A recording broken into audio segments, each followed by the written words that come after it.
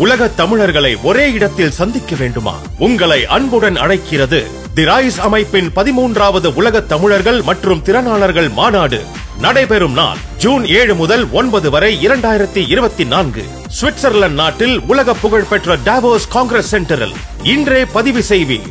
www.tamilrise.org. தொடர்புக்கு 9150060032.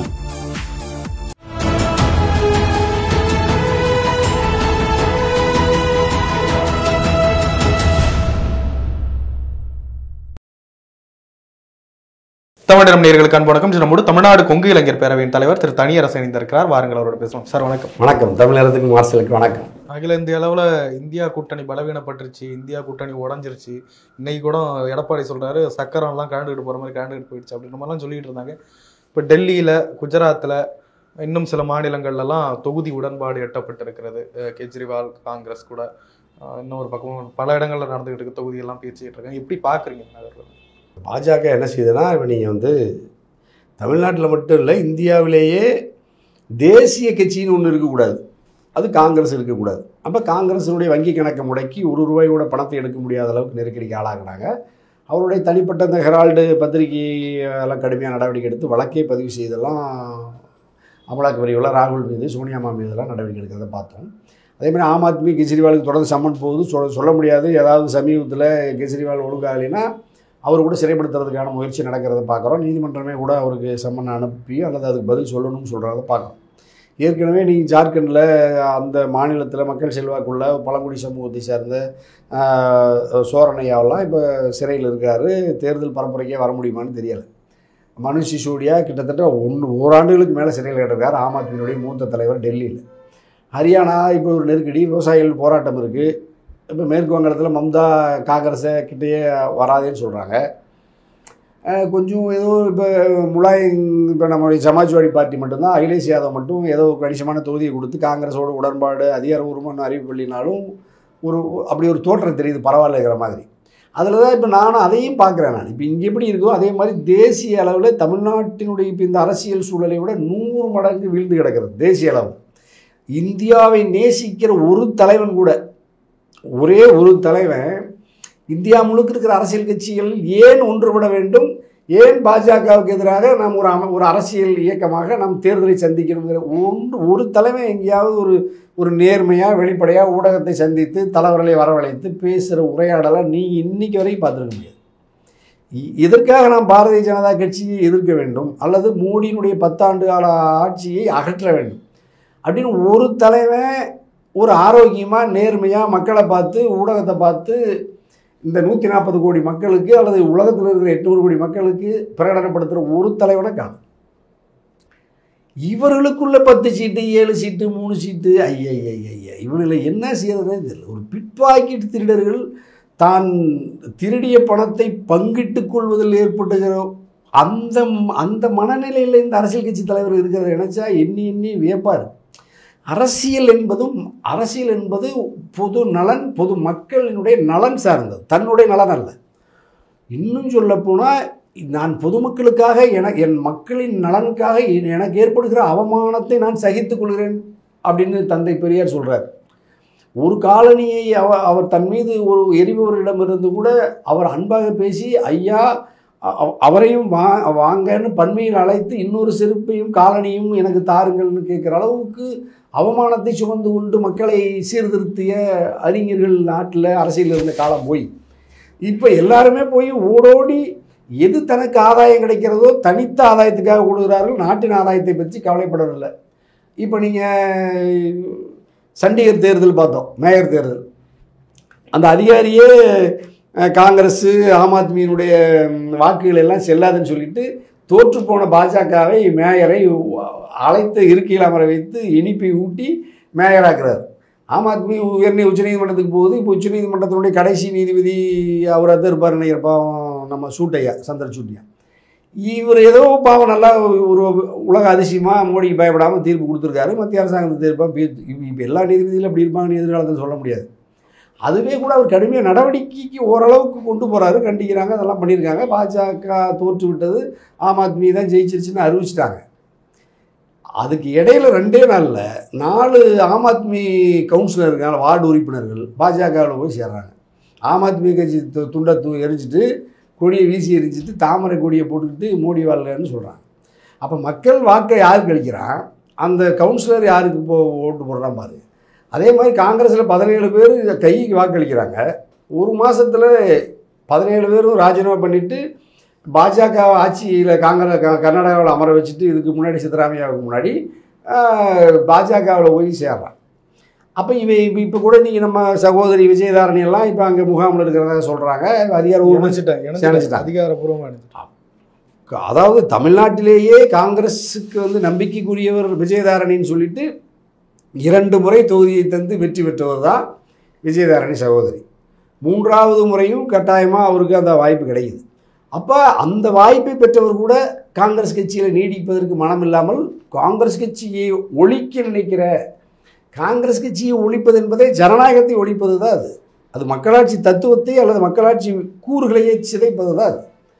அப்படிப்பட்டவர்கள் மீது இவர்கள் சினம் கொள்ளாமல் மாறாக நட்பு பாராட்டி அவர்களோடு போய் இணைகிறார்கள் என்றால் இந்த காங்கிரஸ் கட்சியை யார் மீட்பது?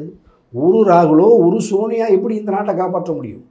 50 ஆண்டு காலம் இந்த காங்கிரஸ் கட்சியினுடைய அதிகாரத்தை நுகர்ந்து கொழுத்து கிடக்கிற இத்தனை காங்கிரஸ்காரன் இருக்காங்க இந்தியா பூரா, எல்லோருமே அந்த கட்சிக்கு விசுவாசமாக இல்லாட்டி பரவாயில்ல, அந்த கட்சியை ஒழிக்க நினைக்கிற எதிரியோடு போய் கைகோர்த்து கொண்டு ஒவ்வொருவனும் பதவியை பங்கிட்டு கொண்டு மகிழ்ச்சியாக இருக்கிறான்.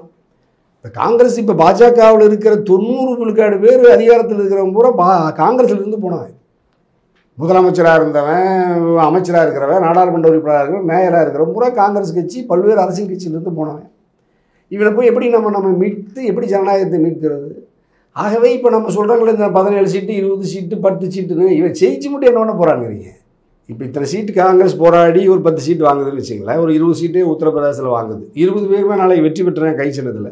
இவன் ஜெயிச்சது பிற்பாடு காங்கிரஸில் ஏற்பானுங்கிறதுக்கு என்ன உத்தரவாதம் இருக்குது?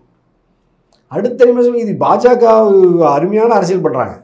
ஒன்று மக்களிடம் சென்று வாக்குகளை சேகரிப்பது, அல்லது வாக்குகளை பெற்று வேறு அரசியல் கட்சியிலிருந்து தேர்வானவனை ஹோல்சேல் வியாபாரிகிட்டிருந்து மொத்தமாக பர்ச்சேஸ் பண்ணுறது. இப்போ நீங்கள் ஒவ்வொரு வாக்குகளையும் தனித்தனியாக வாங்கினா அதுக்கு பேர் ரீட்டைல் பர்ச்சேஸ். அது சில்லறையாக சேகரிப்பது, சில்லறை வணிகர்கள். ஒரு எம்பி ஒரு 8 லட்சம் ஓட்டு ஒருத்தனையும் வாங்கிட்டு வந்துடுறேன், அவனே வாங்கிட்டு போய் பாஸுக்கிட்ட போய் மோடி ஐயா கிட்ட அமித்ஷா ஐயா கிட்ட ஐயா நான் 8 லட்சம் ஓட்டு வாங்கிட்டு வந்துட்டேன்னு மொத்தமாக வாங்கிட்டு மொத்தமாக கொண்டுட்டு போய் வித்துறது. அது இன்னும் ஈஸியானது பாஜகவுக்கு.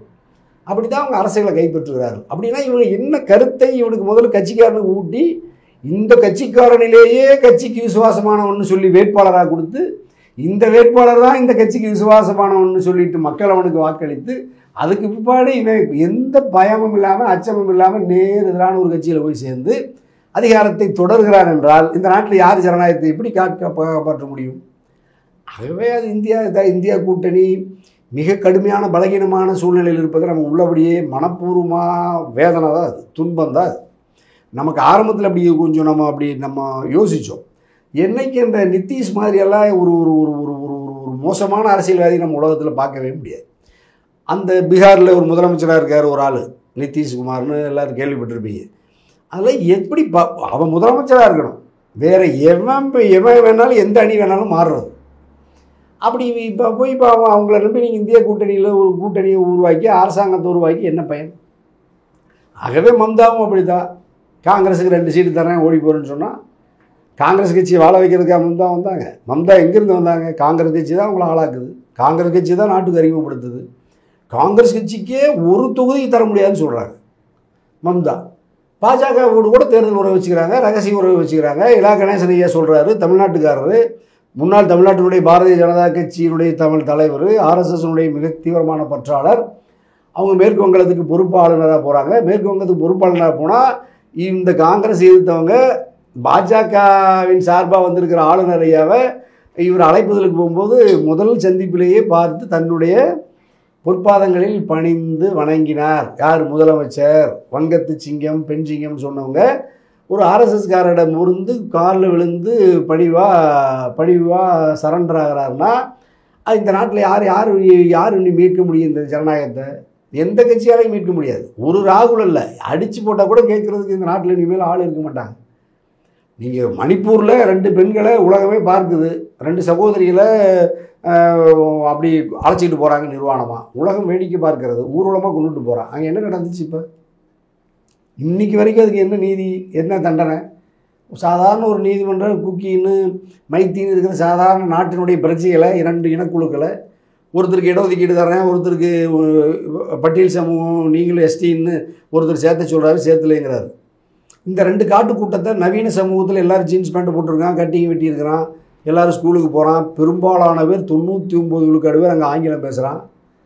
எல்லாம் பேசிட்டு அடித்து கொன்று வெட்டி ரத்தத்தில் ஆடு மாடு மாதிரி சிதைஞ்சு கிடக்குது கலவரம், பத்தி எரியுது தீ, பெண்கள் பாலியல் வன்முறைக்கு ஆளாக்கப்படுறாங்க. நிர்வாணமாக கால்நடைகளை பூரா அழைச்சிக்கிட்டு அந்த கூட்டம் மகிழ்ச்சியாக சந்தோஷமாக போகுதுன்னா இது என்ன அறிவு சம்பவமாக? இது இந்த அரசை ஆளுகிற மத்திய ஒன்றிய மோடி அரசும் அதே கட்சியை சேர்ந்த மணிப்பூருடைய முதலமைச்சர் பாஜகக்காரர் தான்.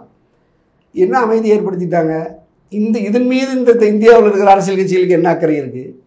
பில்கிஸ் பானு வழக்கு அவ்வளோ ஒரு கடுமையான வழக்கு, குற்றவாளிகள் பூரா வெளியே வந்துட்டான், இனி பூட்டி அந்த குற்றவாளியுடைய மகளுக்கு சட்டமன்ற உறுப்பினராக கொடுத்து வெற்றி விட்டு சட்டமன்ற உறுப்பினர் ஆயிடுச்சு குஜராத்தில் அந்த அம்மா. இது மீது நாட்டு மக்களுக்கு என்ன பார்வை இருக்குது, அக்கறை இருக்குது? அல்ல இது குறித்து எந்த அரசியல் தலைவரும் தமிழ்நாடு இந்தியாவில் பேசுகிறான்? எதுக்கு அரசியல் கட்சி நடத்துகிறான்னே தெரியல இந்தியாவில். எல்லாரும் என்ன எதுக்குன்னா எப்படி முதல்ல அரசியல் கட்சினா அரசியல்னா என்னென்னு வகுப்படுக்கிறதுக்கு இந்தியாவில் ஆளக்காணும். அரசியலை ஒரு வணிகமாக வியாபாரமாக கிடைப்பதை சுருட்டி கொண்டு ஓடுகிற கொள்ளையர்களைப் போல அரசியலை சில பேர் கருதி கொண்டு களத்துக்கு வர்றாங்க. இந்த கூட்டம் தான் தமிழ்நாடு மாநில கட்சியாக பேரில் இருக்குது, தேசிய கட்சிங்கிற பேரில் இருக்குது, அந்த கட்சியில் தலைவருங்கிற பேரில் இருக்கிறான், அந்த கட்சியில் சட்டமன்ற உறுப்பினருங்கிற நாடாளுமன்ற உறுப்பினருங்கிற பேர்கள் இருக்கான், சில பேர் எதிர்கட்சி தலைவராக பேரில் இருக்கா. நீங்கள் மகாராஷ்டிராவில் அஜித் பவார் அந்த சொந்த சித்தப்பன் பேர் இப்போ மாமன் மச்சானே விட்டுட்டு எதிர்கட்சி தலைவராக இருக்கிறவனே போய் ஆளுங்கட்சியில் போய் எதிரியோடு சேர்ந்து துணை முதலமைச்சராக ஒரு எதிர்கட்சி தலைவர். அப்படி நாட்டில் என்ன இருக்குது? முதல்ல குற்றவாளிங்கன்னா இப்போ அந்த ஆள் போனோடனே அவங்க முதலமைச்சராகி எதிர்கட்சியோட ஆளுங்கட்சியோட பாஜக கூட கூட்டணி சேர்ந்துட்டான், அவன் மேலே எந்த குற்றச்சாட்டு இல்லை, நீ நல்லா இருக்கான். அதனால் பார்ப்பதற்கு இவர்கள் பணக்காரர்களை போல மாட மாளிகையில் வாழ்ந்தாலும் உள்ளத்தில் மிகப்பெரிய அழுக்கோட இப்போ மிகப்பெரிய ஒரு தீய எண்ணத்தோட இந்த அரசியல் நகர்வு என்பது பிழையானது, தவறானது. ஒன்று மதம் சார்ந்த அரசியலும் மனிதனை பண்படுத்தாது. அது பாஜகவினுடைய மிகப்பெரிய கொடூரமான விஷம். ஜனநாயகத்துக்கும் மனிதனுடைய அமைதியான நல்வாழ்வுக்கும் எதிரானது, அறிவுக்கும் முரணானது. மூட கருத்துக்களை பரப்பி மக்களை மூடர்களாக்கி அறியாமையில் வறுமையில் 1000 ஆண்டுகளாக உழலை செய்த ஒரு தத்துவம் தான் ஆன்மீக அரசியல் தத்துவம். அதை வேகமாக பரப்புகிறாங்க. இந்தியா வீழ்ச்சியை நோக்கி வேகமாக போகும். இன்றைக்கி இல்லைனாலும் இன்னொரு காலத்தில் வெறும் சத்திரங்களும் சாவடிகளும் ஆலயங்களும் இருக்கும், அன்னதான கூடம் இருக்கும். அப்படி தான் முதல்ல வச்சுருந்தான். அரண்மனை இருக்கும், ஆலயம் இருக்கும், சத்திரம் இருக்கும், சாவடி அன்னதானம் இருக்கும், கஞ்சி தொட்டி. இப்போ அதை நோக்கி தான் நகர்த்துறான். எல்லாருமே கோயிலை நோக்கி பாதசாரியாக போகிறது. அவனுடைய வழிபாட்டுப்படி எந்த சாமி வேணாலும் தூக்கிட்டு போங்க, கூட்டம் கூட்டமாக போங்க, எல்லாரும் ஆலயத்துக்கு போங்க. அரசாங்கமே ஆலயத்துக்கு போவதற்கு மானியம் கொடுக்குது, பஸ் வசதி பண்ணி கொடுக்குது, உணவு கொடுக்குது, தண்ணி கொடுத்து மக்களை கல்லூரிகளுக்கிலிருந்து பள்ளிக்கூடங்களிலிருந்து பல்கலைக்கழகங்களில் இருந்த மக்களை இவர்கள் இறைவனை வழிபடுவதற்கு ஆலயங்களை நோக்கி நகர்த்துது. இது மிகப்பெரிய ஒன்றிய பாராளுமன்ற அரசாங்கமே செய்யுதுன்னா பாரு. ஒரு கோயிலை செய்கிறது, ஒரு பெரிய கட்டடத்தை கட்டுறது, 1000 கோடி 2000 கோடி, அது ராமர் கோயிலோ எந்த கோயிலோ, அந்த கோயிலுக்கு பெரிய இந்த நாட்டினுடைய அதிகாரி அவர் தான், உச்ச அதிகாரம் படைச்சவர். மாத கணக்கில் விரதம் இருந்து அவர் போய் ஒரு மிகப்பெரிய ஒரு பெரிய அளவில் பக்தனை போல் நடிச்சுக்கிட்டு உள்ளே போகிறாரு. அதை உலகமே எல்லா லைவ் பார்க்குது. நீங்கள் உலகத்தில் எந்த நாட்டிலையும் இப்படி ஒரு கூத்து, இப்படி ஒரு அவமானம், இப்படி ஒரு எங்கேயுமே நடக்காது. 200 நாடு இருக்குது. எந்த நாட்டிலேயாவது ஒரு நாட்டினுடைய தலைமை அமைச்சர், மன்னனோ அல்லது பிரதம அமைச்சரோ அதிபரோ ஏதாவது ஒரு தேவாலயத்தில் போய் யாராவது ஒரு மசூதியில் போய் தொழுகிறத இல்லை எல்லாம் லைவ் பண்ணுறான்னா எங்கேயுமே பார்க்க முடியாது. இங்கே மட்டும்தான் ஒருத்தர் என்ன செஞ்சாலும் எல்லாரும் பின்னாடியே ஓடணும். 140 கோடி மக்களையும் காட்டு கூட்டமாக மாற்றி வச்சுருக்குது. இந்த கட்சிக்காரங்களும் பூராலாம் வாய் மூடி மௌனமாக கிடக்கிறான். என்ன இப்போ இந்த நாட்டில் எப்படி மக்களை மீட்கிறதே தெரியாது. ஏற்கனவே மக்கள் அறியாமையில் இருக்கிறான், வறுமையில் இருக்கிறான். இவனை மீட்பதற்கே நம்ம போராடிட்டு இருக்கிறோம். இப்போ ஏற்கனவே வறுமையிலிருந்து மீண்டு அறியாமையிலிருந்து மீண்டு பல்கலைக்கழகத்தில் இருக்கிறவனே இப்போ இறை அடையாளங்களோட அதுதான் சால சிறந்ததுன்னு எல்லாம் ஆலயங்களை நோக்கி அரசாங்கம் நகர்த்துது. அரசாங்கம் வந்து மானியம் கொடுக்குது, இலவசமாக பேருந்து வசதியில், தொடர் வண்டிகள் வசதி, விமான வசதிகள்லாம் செய்து கொடுத்து நீங்கள்லாம் பள்ளிக்கூடத்துக்கு போகாதீங்க, இல்லை கோயிலுக்கு போங்கன்னு சொல்லுது. இப்போ இந்த மனித சமூகத்தை யார் பண்படுத்துறது? இதில் இருக்கிற சிக்கல்கள், இதில் இருக்கிற தோல்வி, இதனால் ஏற்படுகிற மனிதனுக்கு ஏற்படுகிற துன்பம், துயரம், கண்ணீர், இதில் யார் எடுத்து சொல்கிறதுக்கே ஆள் இல்லை. ஆகவே தமிழ்நாட்டில் இப்படி ஒரு கடுமையான அரசியல் தேக்க நிலை இருக்குது. இந்தியா கூட்டணி குறித்து நீங்கள் நெறியாளரையாக கேட்டதுனால இந்தியாவில் இன்னும் படுமோசமாக இருக்குது. எப்படிதான் கணிக்கிறீங்க? அதே மாதிரி நான் பீகாரில் சொல்கிறையா, இப்போ பீகாரில் அந்த நிதிஷ் ஓடி போயிட்டான். அந்த தேசஸ்வின்னு ஒரு தம்பி இருக்கிற நல்ல தம்பி தான். இப்போ நான் சொல்கிற கருத்தை நீ தேர்தலில் நீ தோத்துக்கு கூட போடாங்கிறேன். நான் மக்கள்கிட்ட போய் உண்மையை சொல்கிறான்னா ஒரு நாய் சொல்ல மாட்டேங்குது. ஒரே ஒரு திருட்டு பையன் எவனால் போய் மக்கள்கிட்ட மேடையில் தொலைக்காட்சியில் ஒரு கட்சி தலைவனாக இருக்கிறவன், ஒரு பிரதம அமைச்சராக இருக்கிறவன், ஒரு முதலமைச்சராக இருக்கிறவன், ஒரு துணை முதலமைச்சராக இருக்கிறவன், எவனாவது போய் மக்கள்கிட்ட போய் உண்மையாக உன்னுடைய தாய் மொழியில் நாட்டுக்கு ஏற்பட்டிருக்கிற இப்படி அவமானம் குறித்து, சிக்கல்கள் குறித்து ஒரு வார்த்தை பேச மாட்டேன். அது எப்படி மக்கள் வாக்களிப்பாங்க? எந்த மதத்தை சேர்ந்தவனாரு, நீ எந்த சாதியை சேர்ந்தவனாரு? முதல்ல நாட்டினுடைய அரசியல் அமைப்பு முறையமைவு, இந்த முறையமைவின் மூலமாக நாம் 70 ஆண்டுகளில் பெற்ற நன்மைகள், முன்னேற்றம், அமைதி, நல்வாழ்வு, இதுக்கு ஏற்பட்டிருக்கிற அச்சுறுத்தல் இப்போ ஏன்னா திசை மாறி போகுது. இப்போ நம்ம ஒரு வழக்கமான திசையில் இப்போ இந்த இந்திய அரசியல் பயணிச்சதுன்னா இப்போ நம்ம இதை பற்றி இவ்வளோ ஆழமாக விவாதிக்க வேண்டியதில்லை, வருத்தப்பட வேண்டியதில்லை. இதற்கு நேர் மாறான, இதுவரை இல்லாத அளவுக்கு, நெருக்கடி காலத்தில் இல்லாத அளவுக்கு ஒரு வழியில் இது பயணிக்குது. இது உலகத்துக்கே அழகு இல்லை. இப்போ நான் சொல்கிறேன், இது இந்தியாவுக்கு மட்டும் ஆபத்து இல்லை. இப்போ இவங்க சொல்கிறாங்க மோடியே, இந்த பாஜக RSS அமைப்புல என்ன சொல்கிறாங்கன்னா, மோடியை லோக குரு விஸ்வகுருன்னு சொல்கிறாங்க. அப்போ இவங்க என்ன சொல்கிறாங்கன்னா, இந்தியாவினுடைய அரசமைப்புக்கு பாஜக RSSனுடைய கட்டுப்பட்டது தான் உலகமே அப்படின்னு சொல்கிறாங்க. அப்போ நீங்கள் இப்போ இந்த உலகமேனா அப்போ உலகத்தில் இருக்கிற நீ எல்லா பள்ளிக்கூடத்தையும் மூடிட்டு, எல்லா கல்லூரிகளையும் மூடிட்டு, எல்லா பள்ளிக்கூடத்தையும் மூடிட்டு, எல்லோருமே எல்லாம் அவங்கவுங்க ஆலயங்களை நோக்கி எல்லாரும் நீங்கள் ஆலயங்களுக்கு மட்டும்தான் போகணும். ஜெபம் பண்ணலாம், தொழுவலாம், இந்த சீக்கியர்களை போய் ஏதாவது மடச்சலங்களை செஞ்சுக்கலாம். இவங்க மற்ற இந்துக்கள் அவங்கவுங்க பெருமாள் கோயிலோ ஏதோ ஒரு கோயில்களுக்கு போகலாம், முருகனோ இதெல்லாம். அது கூட நீங்கள் வந்து முதல்ல அந்தந்த தெய்வங்களை வழிபட்டுட்டு இருந்தா மனிதன். இப்போ முதல்ல கருப்பராயனுக்கு போனால், அப்புறம் ஐயனாருக்கு போனால், அப்புறம் மாடசாமிக்கு போனால், முனுசாமிக்கு போயிட்டு இருந்த மக்களையெல்லாம் கொஞ்சம் கொஞ்சமாக நகர்த்தி மகாராஷ்டிராவுக்கு சாய்பாபான்னு யாத பாவை என்னன்னே தெரியாத தூக்கிட்டு இந்த காட்டு மக்கள்கிட்ட கொண்டு வந்து கொடுத்தா அதை தூக்கிட்டு வரோம். இப்போ என்ன செஞ்சுட்டான், இப்போ திருச்செந்தூருக்கு போகிறவனே, பழனிக்கு போகிறவன், அறுவடைக்கு போகிறவனையெல்லாம் ஒன்று கேரளாவுக்கு தள்ளி விட்றான், இல்லைன்னா நேராக பெரிய காம்ப்ளெக்ஸாட்ட கட்டி அயோத்திக்கு எல்லாம் கிளம்புடான்னு சொன்னால் இந்த காட்டு கூட்டை எல்லாம் மொத்தமாக ரயில் ஏறி புட்டி படுக்கையோடு எல்லாம் அயோத்திக்கு ஓடுது. இந்த 8 கோடி தமிழர்கள் 7 கோடி பேர் அயோத்தியில் போய் படுத்துக்கிட்டு வரமாட்டான் போடுறது. அதுக்கு தகுந்த மாதிரியே அங்கே அன்னதான தொட்டியெல்லாம் இது என்ன இந்த அன்னதான தொட்டி, கஞ்சி தொட்டியெல்லாம் வச்சிருவான் போடுறது. இப்படி தண்ணியெல்லாம் வச்சுட்டா எல்லோரும் இப்போ ஜட்டி பனிகள்லாம் காவியில் தைச்சி போட ஆரம்பிச்சிட்டான். எப்படி இந்த சமூகத்தை நம்ம இத்தனை வருஷமாக கஷ்டப்பட்டு வளர்த்தி இவனுக்கு வயிறார சோறும், நல்ல உணவும், நல்ல வீடு கட்டி இப்போ தான் அமைதியாக இந்த சமூகத்தை நம்ம தயார்படுத்தி வச்சா இந்த காட்டு கூட்டம் மறுபடியும் அது ஏமாத்துற கூட்டத்துக்கிட்ட போகுது, கூட்டமாக போகிறான். இப்போ நாம் ஏதாவது அரசியல் கூட்டத்துக்கு கூப்பிட்டா ஒருத்தர் வர்றானா, ஒரு ஆர்ப்பாட்டத்துக்கு கூப்பிட்டா வர்றானா, எதுக்கும் வரமாட்டா, வேலையாக இருக்கிறான், பிஸியாக இருக்கிறான். அதே நீங்கள் ஏதோ ஒரு பொய்யை சொல்லி ஏதோ ஒரு சாமியை வச்சு அன்னதானம் நடக்குதுன்னு ஏதோ 2 உளறுனா பொய்யை சொன்னால் மொத்த காட்டு கூட்டம் குடும்பமாக ஓடுது. வேலைக்கு போகிறதில்ல, கடையை சாத்திடுறான், லாரி ஓடுறதில்ல, பஸ் ஓடுறதில்ல, எல்லாத்தையும் விட்டுட்டு குட்டி உளுமானையெல்லாம் சாக்கி பையில் தூக்கி போட்டு ஓடுது. விலங்குகளை விட மோசமாக இருக்கிறான், பறவைகளை விட மோசமாக இருக்கிறான். இவனுக்கு இப்போ இவனுக்கு எதுக்கடா மொழியை உருவாக்கி கற்றுக் கொடுத்தோம்னு எனக்கே பிழையாக தெரியுது. ஏன்னா நீங்கள் பறவைகள்லாம் அதுகளுக்குள்ளே பேசிக்காததுனால இந்தியாவில் இருக்கிற உலகத்தில் இருக்கிற காக்கைகள் எல்லாம் கூட்டம் போட்டு ஒரு முடிவெடுக்காது. ஆனால் இந்த காட்டுக்கூட்டம் இந்த மொழியில் பேசி மொத்த காட்டுக்கூட்டமும் ஒரே திசை நோக்கி ஓட வைக்கிறான் ஒருத்தர். அதுதான் இப்போ நமக்கு பெரிய பிழையாக இருக்குது, வருத்தமாக இருக்குது.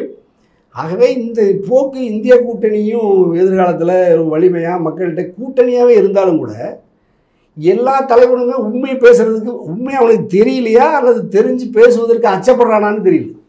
ஒரு தலைவனாவது ராகுலே அந்த பழைய துணி டிஷர்ட்டை போட்டுட்டு போனால் எவன் பார்ப்பான்? ஏதாவது ஒரு மோடி ஒரு நாளைக்கு 15 துணியை மாற்றிட்டு போகிறார். இப்போ ராஜா வேஷம் போடுறாரு, என்னென்ன வேஷம் இருக்குதோ அத்தனையும் சோப்பில் வச்சுக்கிட்டு போய் அந்தந்த ஊருக்கு போகும்போது இப்போ ஊசி வாசி விற்கிறவங்ககிட்ட போனால் ஊசி வாசி விற்கிற ட்ரெஸ்ஸில் போகிறார், நரிக்கொம்பு விற்கிற இடத்துக்கு போனால் நரிக்கொம்பு விற்கிறதுக்கு அந்த பாசையில் பேசிக்கிட்டு போகிறார். கோட்டு சூட்டு போகிற இடத்துக்கு கோட்டு சூட்டில் போகிறாரு. ராஜஸ்தானுக்கு போனால் தலைப்பையை வச்சுக்கிறாரு. சீக்கு போனால் சிங்கு மாதிரி அணிவிக்கிறாரு. தமிழ்நாட்டுக்கு வந்தால் வேட்டி சட்டை அணிவிச்சுக்கிறாரு. அங்கே போனால் அங்கே இருக்கிற ஏதோ ஒரு காட்டுவாசி பேரை சொல்கிறது. தமிழ்நாட்டுக்கு வந்தால் இங்கே இருக்கிற ஒரு காட்டுவாசி பேரை சொல்லி எனக்கு அவரை பிடிக்கும்னு சொல்கிறது. அந்த எல்லா காட்டுவாசிகளும் இப்போ அந்த காட்டுவாசி முன்னாடி போகிறான். இப்போ இவனுக்கு எதுக்கு யூனிவர்சிட்டியில் படிக்கிறாங்களே தெரியல. இதில் என்ன கொடுமையில இல்லை, பேராசிரியர்கள், வழக்கறிஞர்கள், நீதிபதிகளே இப்போ அந்த காட்டுக்கூட்டத்தில் போய் தலைமை வாங்குறான். இப்போ இவனுக்கு எதுக்கு யூனிவர்சிட்டி, எதுக்கு பட்டம், எதுக்கு படிப்பு, எதுக்கு இது பேப்பரு அச்செல்லாம் தேவையே இல்லையே. இதை சொன்னால் நம்மளை இந்த தப்பா மக்களுக்காகத்தான் நம்ம இவ்வளவு கத்துறோம், இவ்வளவு உழைக்கிறோம், இவ்வளவு பேசுகிறோம். மக்களுக்கு ஏற்பட்டுகிற துன்பத்தை குறித்து எனக்கு இதை பற்றி இல்லை. அதனால் இந்தியா கூட்டணியும் இந்தியா அளவில் பெரிய அளவில் ஒன்றுபட்டு களத்துக்கு வீரியமாக போகிறதுல யாருக்கும் அக்கறை இல்லை. இப்போ தமிழ்நாட்டில் எப்படி கணிக்கிறீங்க? ஏன்னா எல்லா தேர்தலையும் நீங்கள் சிறப்பாக கணிச்சிருவீங்க. நம்மளும் ஒவ்வொரு தேர்தலுக்கு முன்னாடியும் அந்த கணிப்புகள்லாம் பேசுவோம். எப்படி கணிக்கிறீங்க? என்ன முடிவுகள் வர வாய்ப்பு இருக்குது இன்னைய சூழ்நிலை? இந்திய தென்னிந்தியாவில் ஓரளவுக்கு கணிசமாக பாஜகவுக்கு போட்டி இருக்குது. தமிழ்நாட்டில் பெருமளவு அது எனக்கு என்ன சிக்கல்னா, இப்போ நீங்கள் திமுக நேரடியாக சூரியன் சின்னத்தில் நிற்கிற இடத்துல அதிமுக தாமரையை வீழ்த்திடும். அது சில அரசு அப்புறம் மற்ற பொருள் செலவுகள்லாம் இருக்கிறதுனால அது இலகுவாக வீழ்த்திடும். மற்ற கூட்டணி கட்சிகள் இருக்குல்ல, அவங்க அந்த அளவுக்கு செலவழிக்க மாட்டாங்க. அந்த சின்னம் அவ்வளவு 2019 மோடி மேலே இருந்த வெறுப்பு அல்லது இந்த திமுக அணியின் மீது இருந்த பிரியம், அதனுடைய ஆதரவு குறைஞ்சிருக்கு. அதனால அந்த கட்சிகள் அப்படி வீரியமாக போக மாட்டாங்க மக்கள்கிட்ட. இப்போ கூட்டணி கட்சிகள், இப்போ நான் சில கட்சிகள் பாவம் எல்லாம் எனக்கு ரொம்ப வேண்டியவங்க தான், நான் நட்பாக இருக்கிறவங்க தான். அவங்க கோட்பாட்டில் திமுகவை விட பாஜகவை வீழ்த்துவதில் கோட்பாட்டில் உறுதி கொண்டிருக்கிற தலைவர்கள், அந்த கட்சி கொள்கையெல்லாம் எனக்கு பிடிக்கும். மக்கள்கிட்ட கொண்டு போய் சேர்த்துறதுல அவர்கள்ட்ட அந்த ஆளுமை, அந்த வாய்ப்பு, அந்த வசதி அவர்கள்ட்ட குறைவு என்பதனால அதை விட கூடுதலான பலத்தை பாஜக அந்த தொழில் பிரயோகிக்குமானால், இப்போ உதாரணத்துக்கு ஏசி சண்முகம் இருக்காருன்னு வச்சுங்களேன், அங்கே போய் வேறு ஏதாவது ஒரு கட்சி கொடுக்குறீங்க, சின்ன கட்சி, ஏழை கட்சிக்கு ஒரு சீட்டு கொடுத்துட்டு அங்கே நிற்க வச்சா, ஏசி சண்முகம் தாமரையில் நிற்கிறாருன்னு வச்சுக்கோங்க. அங்கே ஏசி சண்முகம் தாமரை நடைபெற ஆபத்தை பற்றி ஏசி சண்முகத்துக்கும் தெரியாது, அங்கே வாக்களிக்கிறவனுக்கும் தெரியாது. ஆனால் அது ஒரு பெரிய ஆபத்துக்கு வாக்களிக்கிறோங்கிறதே அங்கே யார் போய் சொல்கிறதுக்கு ஆள் இல்லை. இந்த எழுத்து நிற்கிற வேட்பாளரே சொல்ல மாட்டார். அவர் எனக்கு வாக்களிக்க எப்படின்னு அவர் சின்னத்தை கேட்பார், அந்த சின்னத்துக்கு ஏன் வாக்களிக்கூடாதுன்னு சொல்கிறதுக்கே தெரியாது. அதனால் அந்த ஒரு சில இடத்துல ஏதாவது ஒரு சின்ன சிக்கல் இருக்கலாம், அல்லது நெருங்கி ஏதாவது ஒன்று இருக்கலாம். மற்றபடி திமுக அணி வலிமையாக இருக்குது. அது இன்னும் வீரியமாக செயல்பட்டால் உறுதியாக 40 தொகுதியிலையும் தோற்கடிக்கலாம் பாஜகவை. தமிழ்நாட்டில் கேரளாவில் இந்த காங்கிரஸ் மார்க்சிஸ்ட் எப்படி தொகுதி பகிர்வு பண்ண போகிறாங்கன்னு எனக்கு இதுவரைக்கும் தெரியல. அது ஒரு வியப்பான சிக்கலான இது. அதில் அப்படியே மாறி வந்தாலும் பெருசாக பாஜக வராத அளவுக்கு இருக்கணும். பாஜக வராத அளவுக்கு இவர்களுக்குள்ளே போட்டியே வந்தாலும் கூட ஒன்றும் மார்க்சிஸ்ட்டு அல்லது காங்கிரஸாக இருந்தால் பரவாயில்ல. அது ரெண்டு வந்தாலும் ரெண்டுக்கும் தேசிய அளவில் நமக்கு நன்மை ஒன்று தான். அது ஜனநாயகத்தை காப்பது, மதவாதத்தை வீழ்த்துவது, பரவாயில்ல. கர்நாடகாவில் சித்தராமையா, டிகே சிவகுமார்லாம் அதே அளவு, பாரியமா, தெலுங்கானா இவங்கெல்லாம் ஓரளவுக்கு கணிசமாக பண்ணாங்கன்னா ஒரு 40, 20, 60, ஒரு 80, ஒரு 100, ஏதாவது ஒரு ஒரு ஒரு ஒரு காங்கிரஸ் எல்லாம் சேர்ந்து ஒரு 150 தொகுதியில் ஏதாவது ஒரு கணிசமாக வரலாம்.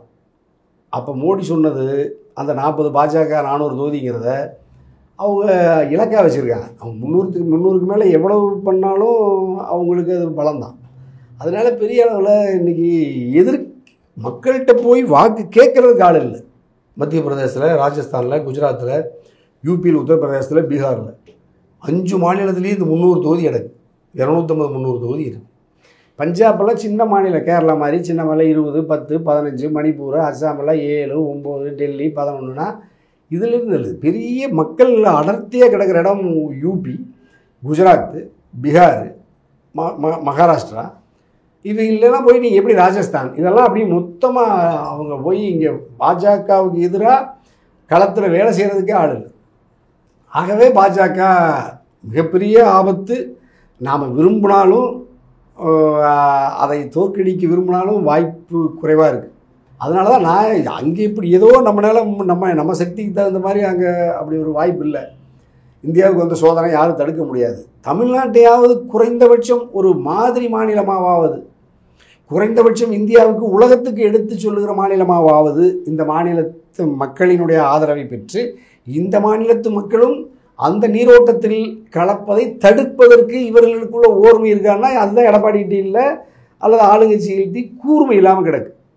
அல்லது இவர்களாவது தேசிய அளவில் இதை ஓர்மைப்படுத்துறதுக்கான ஆற்றல் இவர்களிடம் இருந்தாலும் இவர்கள் அதை செய்யறதுக்கு இவர்களாலே, ஏன்னா இவர்களை எதிர்த்து அங்கே கடுமையாக எதிர்த்து பிரச்சாரம் பண்ணுறதுக்கு அங்கே வேறு அமைப்புகள் அங்கே வலிமையாக இருக்காங்க. இவங்கள்ட்ட அந்த வாய்ப்பும் இல்லை.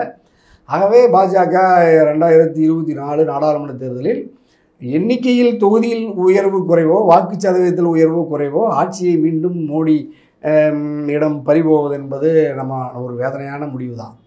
தமிழ்நாட்டில் குறைந்தபட்சம் இந்த 40 தொகுதிகளையும் பாண்டிச்சேரி உட்பட தமிழர்களாவது ஒன்றுபட்டு நின்று பாஜகவை வீழ்த்த வேண்டும் என்கின்ற விருப்பமும் நம்முடைய சக்திக்கு ஏற்ப அதை கரத்தில் நம்ம கட்சி தனித்த ஆதாயங்களுக்கு அப்பாற்பட்டு பரப்புரை நடத்துகிறோம். இதில் ஒரு கால் எடப்பாடி திருந்தி பாஜகவை வீழ்த்துவது, இன்று புரட்சித் தலைவி அம்மா 76வது பிறந்த நாள், அந்த பிரகடனப்படி தமிழர் உரிமையை மீட்போம், தமிழ்நாட்டை காப்போம்ங்கிறது உண்மையாக இருந்தால், நான் நம்ம தமிழகத்தின் வழியாக எடப்பாடிகிட்ட சொல்கிறேன், நீ உண்மையிலேயே அப்படி அந்த பிரகடனம் யாரிடமிருந்து அந்த ஆபத்து வருதுங்கிற மக்களிடத்தில் பிரகடனப்படுத்தினா, இவர்களிடமிருந்து சின்னம்மா, டிடிவி, ஓபிசி எல்லாம் அதிமுகவை ஒன்றுபடுத்தி ஒரு தமிழ்நாட்டில் இருக்கிற எல்லா அரசியல் கட்சிகளையும் இணைத்தால் ஒன்று திமுக அணி அல்லது அதிமுக அணி. இந்த 2 அணிகளில் எது வென்றாலும் இது மக்களுக்கான வெற்றி தான். தனியரசு அப்படி தான் பார்க்குறேன். தனியரசு எடப்பாடி திருந்திய எடப்பாடியாக இருந்து ஒரு திராவிட கருத்தியலில் திராவிட இயக்கத்தின் தலைவனாக மனப்பூர்வமாக அதை உள்வாங்கி கொண்டு பிரதிபலிக்கக்கூடிய ஒரு நேர்மையான அரசியல் தலைவனாக இருந்தால், அதுக்கு சின்னமாக தலைவராக வரலாம், அல்லது டிடிவி வரலாம், ஓபிசி வந்தால் யார் வேணாலும் வந்தாலும் அந்த கட்சி வென்றால் நமக்கு ஒன்றும் அதில் பிழை ஒன்றும் இல்லை. அதில் நான் தளபதியே வருத்தப்பட மாட்டார். இப்போ நீங்கள் அதிமுக ஒரு 4 இடத்துல வென்றுச்சுன்னா திமுக வருத்தப்படாது. மொத்த இடத்துலையும் திமுகவே வென்றாலும் எடப்பாடி வருத்தப்பட மாட்டார். ஆனால் பாஜக வந்துச்சுன்னா 2 பேருமே வருத்தப்படணும். அதுதான் உண்மை. அதுதான் ஆபத்து, 2 பேருக்குமே ஆபத்து. ஆகவே இதில் இந்த தெளிவு இவர்களிடத்தில் இருக்கணும். இல்லாவிட்டாலும் நம்முடைய பரப்புரை அல்லது நம்முடைய உரையாடல் அல்லது நம்முடைய விவாதங்களின் அடிப்படையிலாவது இதனுடைய உண்மை, நேர்மை, இதனுடைய தேவையை அறிந்தாவது இவர்கள் உணர்ந்து கொண்டு நேர்வழிப்படுத்தி கொண்டு இந்த திசையில் இவங்க பயணிக்கணும்.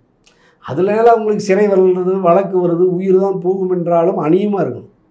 அரசியலில் மக்களை நேசித்து என்னைக்கு களத்துக்கு வந்துட்டோமோ அப்பொழுது எதிரிடமிருந்து மரணம் வரும் என்றாலும் மரணத்தை மகிழ்ச்சியோடு இருக்கணும். எதிரிடமிருந்து சிறைப்பட வேண்டும் என்றாலும் சிறைக்கும் நம்ம அணியமாக இருக்கணும். மக்களுக்கு நேர்மையாக இருக்கணும், எதிரிக்கு நேர்மையாக இருக்கக்கூடாது. எதிரிக்கு எதிரியாக இருக்கணும், மக்களுக்கு விசுவாசமாக இருக்கணும், நேர்மையாக இருக்கணும், நன்றியாக இருக்கணும். அந்த அடிப்படையில் தமிழ்நாட்டினுடைய அரசியல்வாதிகள் ஒன்றுபட்டு 2 அணியை, அது ஒன்று பலகமோ அல்லது ஒன்றொரு பலகீனமாகிறத பற்றி இது இல்லை. இப்போ நான் இந்த புதுசாக சொல்லியிருக்கேன், பார்த்துருப்பீங்க நீங்கள். இப்போ திமுக அதிமுக 2 அணிகளில் ஏதாவது ஒரு அணி வலிமைப்பட்டு அதில் திமுக ஒரு 38 வாங்குது, 2 இடத்த எடப்பாடி கைப்பற்றாருன்னா கூட பெரும் பிழை இல்லை. அது ஓரளவு பிழை தான். 40 திமுகவே கைப்பற்றினா முழுமையான மகிழ்ச்சி தான். 2 எடப்பாடி இப்போ ஏதோ ஒரு பாசாங்குக்காவது தனித்து நிற்பதனால 2 இரட்டைகளை பெற்று விட்டாலும் கூட பெரிய ஆபத்து நமக்கு ஒன்றும் இல்லை. ஆனால் பாஜக அதில் ஏதாவது கணிசமான வாக்குகளை உயர்த்துவது பெரும் ஆபத்து. இதை மக்கள்கிட்ட கொண்டு போகணும். இதில் 2 பேருமே கூர்மையாக இருந்தாங்கன்னா மக்கள் விழித்து கொண்டு பாஜகவை அந்நியப்படுத்திடுவாங்க.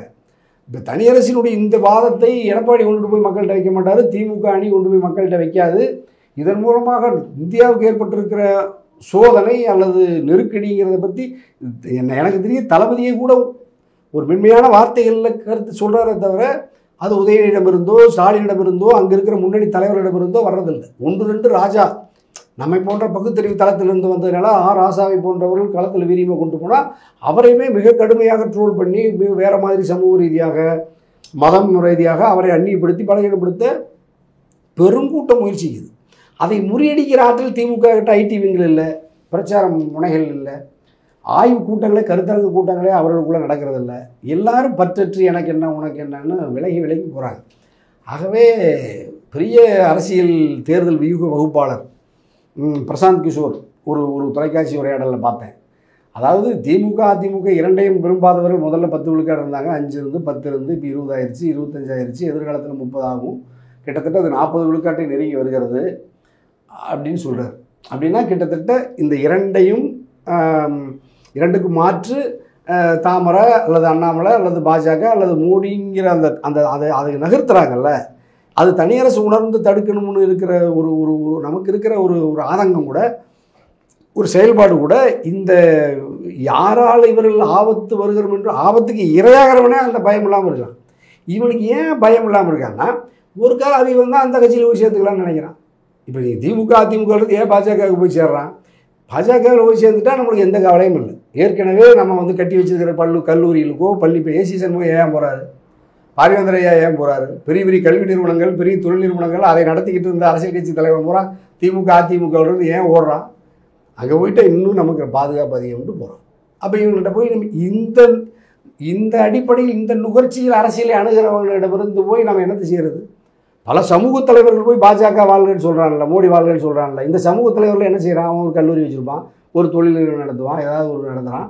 அவனுடைய வசதி வாய்ப்புக்கு பக்கம் வராமல் இருக்கணும்னா அதுக்கு ஒன்றிய அரசு தான் சரின்னு சொல்லிட்டு ஓடுறான். இவன்கிட்ட போய் அரசியலை கற்பிக்கிறதுக்கு ஆள் இல்லை. அல்லது அரசியலை சாதி தலைவரிலிருந்து மத தலைவரிலிருந்து அரசியல் தலைவர் வரைக்கும் எல்லாருமே ஆதாயத்தின் பொருளாதாயத்தை தேடி ஓடுறவனை போய் இவன் எப்படி நீங்கள் ஒரு கோட்பாட்டு அல்லது ஒரு ஜனநாயகத்துக்கு ஏற்பட்டிருக்கிற அச்சுறுத்தல் இதிலிருந்து பாதுகாப்பதற்கு என் ஆர்வீர் மானுட சமூகமே ஓரணி சேர்வோம் வாரியர்னு ஒரு வார்த்தை சொல்கிறான்னா சொல்ல மாட்டான்னா பாருங்க. என் ஆர்வீர் மானுட சமூகமே அறிவு சமூகமே அப்படிலாம் நம்முடைய வளர்ப்பு, அதன் மூலமாக நம்ம பெற்ற நன்மைகள், அதற்கு வருகிற அச்சுறுத்தல், இதிலிருந்து நம்மை பாதுகாத்துக் கொள்வதற்கு நான் வெளிப்படையாக நாங்கள்லாம் அணியமாக இருக்கிறோம், நீங்களாம் வாங்க ஆதரிங்கன்னு சொன்னால் மக்கள் ஆதரிச்சிருவாங்க. இதை சொல்கிறதுக்கு ஆள் இல்லை.